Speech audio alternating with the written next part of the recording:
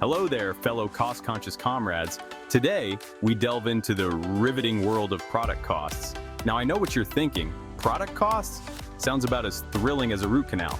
But hold your groans, because understanding this stuff is crucial, whether you're a business tycoon or just trying to figure out why that artisanal bread costs $12. In the simplest terms, product costs are the dollar amount a company shells out to make something they can sell. Think of it like this. You wouldn't walk into a bakery, grab a croissant, and waltz out without paying, would you? Don't answer that. Similarly, businesses need to track every penny that goes into creating their products. But here's the kicker. Product costs aren't just about the raw materials. Oh no, my friends, it's a whole shebang of expenses, including the blood, sweat, and tears, figuratively speaking, of course, of the people making the magic happen. So, buckle up as we break down this cost accounting roller coaster into bite-sized, easily digestible pieces. Trust me, it's more exciting than it sounds. All right, let's get down to brass tacks. We're diving into the nitty-gritty of what it takes to make a product from scratch. When we talk about product costs, we're talking about three main ingredients, the essential components that make up the total cost. Direct materials, direct labor, and manufacturing overhead. These are the pillars of product costing. Don't worry, I'll explain those fancy terms. First up, direct materials. This is where it all begins. These are the building blocks of your product, like the flour, sugar, and butter that go into those overpriced croissants. Without these, there's no product. Basically, if it ends up in the final product, it's a direct material. It's the tangible stuff you can see and touch. Next, we've got direct labor. This is the human element in the production process. This is the cost of paying the people who are actually making the product. Their skills and efforts are crucial. Think of the bakers, the candlestick makers, the folks assembling iPhones in a secret underground lair, probably. They are the hands that bring the product to life. Their wages? That's direct labor. It's the cost of their time and expertise. And lastly, we have the mysterious manufacturing overhead. This is the catch-all category. This category is like the miscellaneous drawer in your kitchen. A catch-all for everything that's not directly a material or labor cost. It includes all those indirect expenses. Think rent for the factory, electricity to keep the lights on, and the cost of fixing that leaky faucet in the employee bathroom. These are the hidden costs that keep the operation running smoothly. So there you have it, the three musketeers of product costs.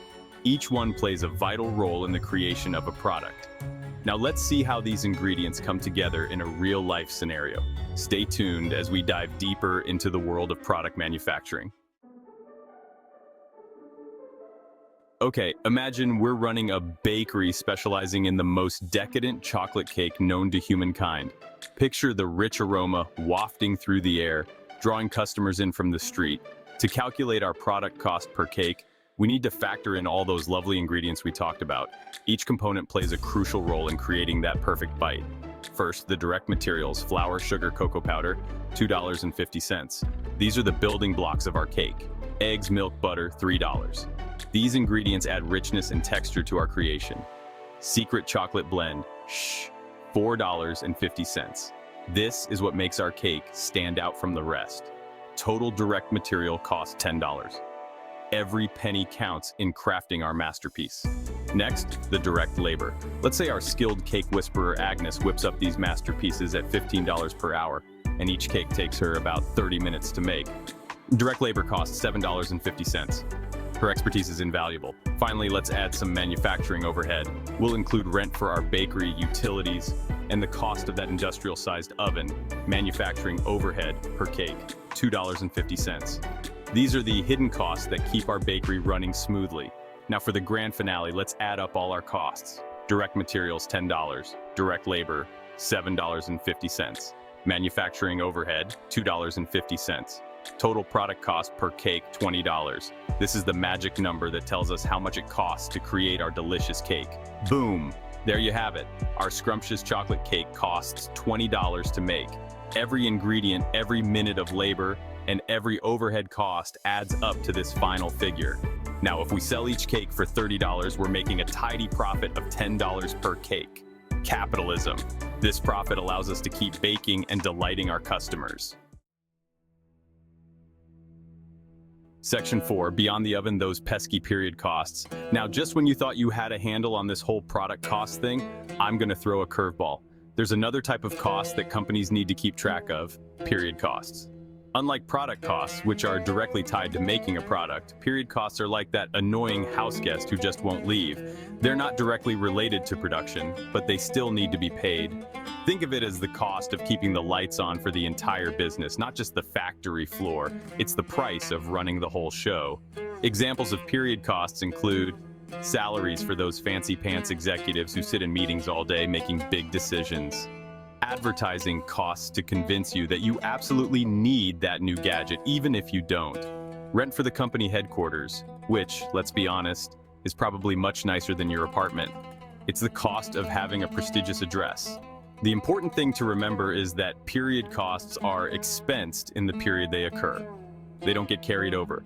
So if you rent an office for a month, that cost is counted in that month, regardless of how many cakes you baked or iPhones you assembled. It's all about timing and keeping the business running smoothly.